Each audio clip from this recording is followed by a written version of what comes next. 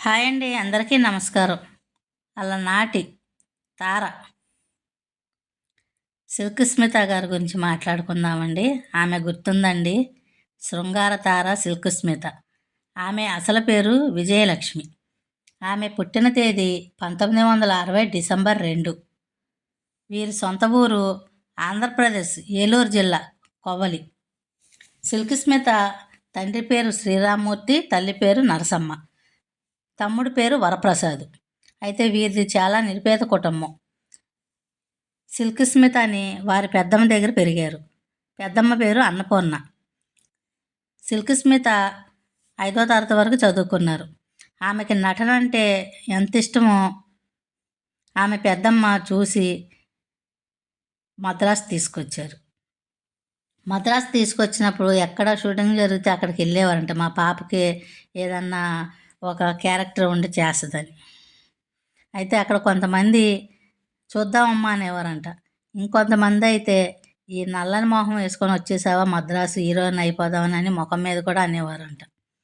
ఇంకా ఆమె రేంజ్ ఎలా పెరిగిందంటే ఇంకా ఆమె కొరికిన యాపిల్కి 30,000కి వేలంపాట పడి కొనుక్కునేవారంట.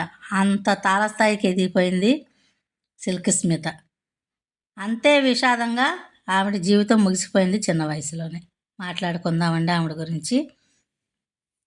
అయితే వీరు మద్రాసు వచ్చాక అలనాటి నటీమణి ఛాయాదేవి గారి ఇంట్లో అద్దుకుండేవారు. ఆమెకి ఫస్ట్ తమిళంలో వచ్చింది సిల్క్ స్మితకి నటించే అవకాశం. ఆ సినిమా పేరు వండి చక్రం. 1979లో వచ్చింది ఈ చిత్రం. ఆ సినిమాలో ఆమె పాత్ర పేరు సిల్క్. ఇంకా అందుకని ఆ సినిమా కానించి సిల్క్ స్మిత అని పేరు పెట్టుకుంది ఈమె. అప్పుడు కానించి ఆమె ఎన్ని భాషల్లో నటించిందంటే తెలుగు, తమిళ, మలయాళం, కన్నడ, హిందీ ఇన్ని భాషల్లో అనేక వందల చిత్రాల్లో నటించింది. కానీ ఆమెకి ఎక్కువగా శృంగార పాత్రలో నటించింది. ఆమెకి ఆ పాత్రలు ఇచ్చారు. ఆమెకు ఇష్టంతో ఆ పాత్రలో నటించింది. ఇష్టంతో అయినా డబ్బులు కూడా కావాలి కదండి, సంపాదించుకుంది. చక్కగా ఆస్తులు గీస్తులు కూడబెట్టుకుంది. ఎంత బంగారం ఇవి.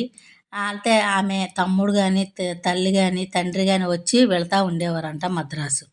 ఈమె పెద్దమ్మ కూడా ఈవిడ దగ్గరే ఉండేది, సిల్క్ స్మిత దగ్గర. ఇలా ఉంటుండగా గుంటూరు జిల్లా మందడం నుంచి రాధాకృష్ణ అనే ఆర్ఎంపీ డాక్టర్ పరిచయం అయ్యాడు సిల్క్ స్మితకి. అతనికి అన్ని భాషలో కొంచెం చదువుకున్నవాడు. ఈమెకి దగ్గర అయ్యాడు.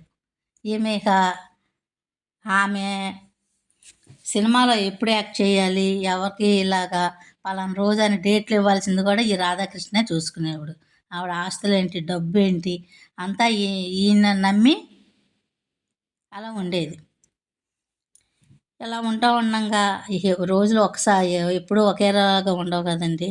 ఆమెకి కొంచెం క్యారెక్టర్లు తక్కువైనాయి.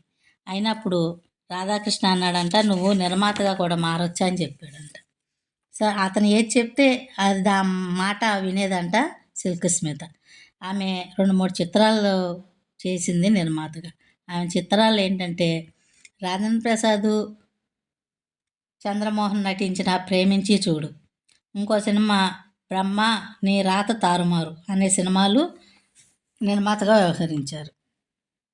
ప్రేమించి చూడు చిత్రానికి రాజుగారు, కోటి గారు సంగీతం అందించారు. అయితే వీళ్ళు ఇంకా సినిమాకి పనిచేసిన వాళ్ళకి డబ్బులు ఇవ్వలేదంటే ఈ రాధాకృష్ణ. అప్పుడు స్మిత గారికి ఫోన్ చేస్తే ఆమె ఎందుకు ఇవ్వలేదని రాధాకృష్ణ అడిగితే నీ దగ్గర డబ్బులు ఎక్కడైనా ఎదురు తిరిగాడంట. ఆమె బంగారం కుదవ పెట్టి అప్పుడు ఈ రాజ్కోట్ గారికి ఇంకా సినిమా పరిశ్రమ వాళ్ళకి కొంతమందికి డబ్బులు ఇచ్చేసిందంట. వీళ్ళకి అప్పటి నుంచి గొడవలు మొదలైనవి. మొదలైనప్పుడు అతను ఈ స్మితని బెల్ట్ తీసుకొని కొట్టేవాడంటండి. అయితే ఈయన ఫ్యామిలీని కూడా ఈ సిల్క్ స్మిత వాళ్ళ ఇంట్లోనే ఉంచేవాడంట. ఈయన వచ్చేటప్పటికి వీళ్ళ ఇంట్లోకి ఆయనకి పెద్ద పెద్ద పిల్లలతోటే భార్య, పెద్ద పెద్ద పిల్లలు ఉన్నారంటండి. అక్కడికి వెళ్ళాకే కూతురు వివాహం చేశాడంట ఈ రాధాకృష్ణ. అలాగా ఆ రాధాకృష్ణ చేతిలో మోసపోయింది సిల్క్ స్మిత. ఆమె తల్లి అప్పటికి 1 నెల రోజులు ఉండి ఆవిడ దగ్గర వెళ్తున్నప్పుడు అందంట, అమ్మ కొవ్వల్లో మనం పొలాలు కొనుక్కుందామని చెప్పిందంట. పొలాలు ఉంటే చూడండి కొందామని తల్లితో చెప్పిందంట. చెప్పినప్పుడు సరే అమ్మ అందంట. ఆమె కోవల్లో వచ్చేసాక 2, 3 రోజులకి ఈమె చనిపోయిందని వార్త వచ్చిందంట. ఇదేంటి ఇలాగ హ్మ్, చనిపోయిందని వచ్చిందని వీరు చదువుకున్న వాళ్ళు కాకపోయినా అందరూ కలిసి కొంతమంది మద్రాసు వెళ్ళారు. మద్రాసు వెళ్తే ఈ రాధాకృష్ణని అడిగారంట. ఏం జరిగింది ఏంటి అంటే, ఆమె సొంత విషయాలు ఏమున్నాయోనండి మాకు తెలీదు. చూసేసరికి ఉరి వేసుకొనున్నారు. హాస్పిటల్ తీసుకెళ్ళి అక్కడ చనిపోయిందని చెప్పారని చెప్పాడంట. అప్పటికే వీళ్ళెళ్ళేటప్పటికి ఆయన చేయాల్సిందంతా ఆమె ఆస్తులు ఒక్క పత్రం కూడా దొరకలేదంటండి. ఆస్తి పత్రాలు గానీ, డబ్బు గానీ ఏదో చిన్న చిన్న నగలు మట్టుకు ఉన్నాయంట. నాకేం తెలీదు ఆమె సినిమాలు చేసింది నష్టపోయిందని. ఈ రాధాకృష్ణకి రేసులాడే ఉందంటండి గుర్రపు పందాలయ్యి. అలా పోగొట్టేవాడంట ఈమె డబ్బులు. పాపం ఆమె పోలీస్ రిపోర్ట్ గానీ, సినీ పెద్దలుంటారు. వాళ్ళకి కూడా ఈయన గురించి చెప్తే అతని నుంచి బయటపడేది సిల్క్ స్మిత. ఆమె ఎందుకని ఆ పని చేయలేదా? ఆమె పెద్దమ్మాయినా సరే పెద్ద రకంగా ఆమెని సినీ పెద్దలకు చెప్పినా ఈమె ఈ రోజున బతికే ఉండేది సిల్క్ స్మిత గారు. అయితే రాధాకృష్ణే ఆ రైతుని చంపేశాడని ఈ వరప్రసాద్ సిల్క్ స్మిత ఆళ్ళ తమ్ముడు ఒక ఇంటర్వ్యూలో చెప్పారండి. అతనే చంపేశాడని. అన్నీ తీసేసుకొని ఆమె ఆస్తిపాస్తులని. తర్వాత ఆమె చనిపోయే రేత్ర ఆ రోజు మధ్యాహ్నం కన్నడ హీరో రవిచంద్రన్‌కి ఫోన్ చేసి మీతో ఒకసారి మాట్లాడాలి సార్ అందంట. సార్ తర్వాత మాట్లాడదాం అమ్మా అని చెప్పారంట ఆయన. అలాగే ఆలనాటి నటి అనురాధకి ఫోన్ చేసి ఒకసారి మా ఇంటికొస్తావా? నీతో చాలా విషయాలు మాట్లాడాలన్నారంట సిల్క్ స్మిత. అయితే ఆమె నేను రేపు వస్తాలే అని చెప్పిందంట. ఇంతలోకే తెల్లారి పొద్దునే వార్త అందరికీ సిల్క్ స్మిత ఉరేసుకొని చనిపోయిందని వార్త అందరికీ తెలిసిందంట. కానీ ఆమె చనిపోయినప్పుడు ఏ ఏ ఒక్కళ్ళు కూడా సినీ దర్శకులు గానీ, నిర్మాతలు గానీ, హీరోలు గానీ ఎంతమందితోటో చేసింది ఆవిడ పాటలు. ఎవ్వరూ రాలేదంటండి. అర్జున్ గారు ఒక్కళ్ళే వచ్చారంట. ఆమె సిల్క్ స్మిత తమ్ముడు చెప్పారు ఒక ఇంటర్వ్యూలో. ఇవండి ఆమె జీవిత చరిత్ర. అంత చిన్న వయసులోనే చనిపోవడం. సినిమా వాళ్ళు ఇలా ఎంతమందోనండి మోసపోయి చనిపోవటం.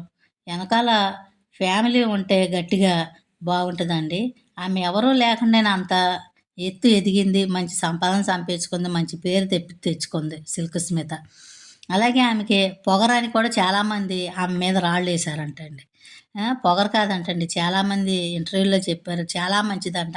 ఇంటికి వచ్చిన వాళ్ళకి భోజనం పెట్టి లేని వాళ్ళైతే ఆళ్ళ చేతికి డబ్బులిచ్చి పంపించేదంట. ఎవరైనా లేని వారు ఉంటే ఆళ్ళకి సహాయం చేసేదంట. అందరితోటి కూడా మంచిగానే మాట్లాడేదంట. కొంతమంది ఉంటారు మంచివాళ్ళు ఉన్నప్పుడు చెడ్డవాళ్ళు కూడా ఆమె మీద రాళ్ళు వేసేవాళ్ళు ఉంటారు కదండీ! ఒక ఆయన ఈ మధ్య ఇంటర్వ్యూలో చెప్పాడు. చనిపోయిన ఆవిడ మీద ఆవిడ ఎలా మాట్లాడేదో దీర్ఘాలు తీసుకుంటూ ఒక ఇంటర్వ్యూ చెప్పాడండి ఒక పెద్దాయన. చాలామంది ఆవిడ గురించి మంచిగానే చెప్పారు సిల్క్ స్మిత గారి గురించి. ఇవండి ఆమె నటించిన కొన్ని సినిమా పేర్లు చెప్పుకుందామండి. అయితే ఆమె ఒకరోజు షూటింగ్‌లో ఉన్నప్పుడు కాళ్ళ మీద కాలేసుకొని కూర్చుందంట. కూర్చున్నప్పుడు శివాజీ గణేష్ గారు ఎళ్లారంట. ఆమె నమస్కారం సార్ అందంట. అన్నాక ఆయనకి వినపడలేదేమో వెనక్కి తిరిగొచ్చి అమ్మా నన్ను శివాజీ గణేష్ అని అంటారా అని అన్నారంట. అవునండి నాకు తెలుసు అందుకే మీకు నమస్కారం చేశాను సార్ అందంట. ఆయనకు కోపం వచ్చిందంట. లేచి నుంచొని నమస్కారం అని పెట్టలేదని. అలాగా పొగరని అనుకునేవారంట. ఆమెకి పొగరు కాదంటండి. చాలా మంచివాడంట. లేని వాళ్ళకి సహాయం చేసే గుణం ఉందంట. ఆమె వేసే పాత్రలో వేంప పాత్రలు వేసిన ఆమె మనసు మంచిది. మనిషి కూడా మంచిదని చెప్పుకునేవారు. ఆమె నటించిన కొన్ని సినిమా పేర్లు చెప్పుకుందామండి. ఫస్ట్ సినిమా తమిళంలో 'వండి చక్రం', 'సీతాకోక చిలుక', 'వసంత కోకిల', 'శ్రీదత్త దర్శనం', 'ఆదిత్య 369', 'ఛాలెంజ్', 'ఖైదీ', 'గీతాంజలి', 'యమకింకరుడు', 'శాస్త్రి', 'అమర్', 'బావా బామ్మర్ది', 'బామ్మమాట బంగారు బాట', 'ఖైదీ నంబర్ 786', 'మెరుపుదాడి', 'స్త్రీ సాహసం', 'కుంతిపుత్రుడు', 'అలీబాబా అరడజను దొంగలు' ఇలా అనేక చిత్రాల్లో నటించిందండి. ఇవండి నేనేమన్నా తప్పులు మాట్లాడుంటే మన్నించండి. ఈ వీడియో మీకు నచ్చినట్లయితే లైక్ చేయండి, షేర్ చేయండి, కామెంట్ చేయండి. మర్చిపోకుండా సబ్స్క్రైబ్ చేయండి. థ్యాంక్స్ ఫర్ వాచింగ్ అండి.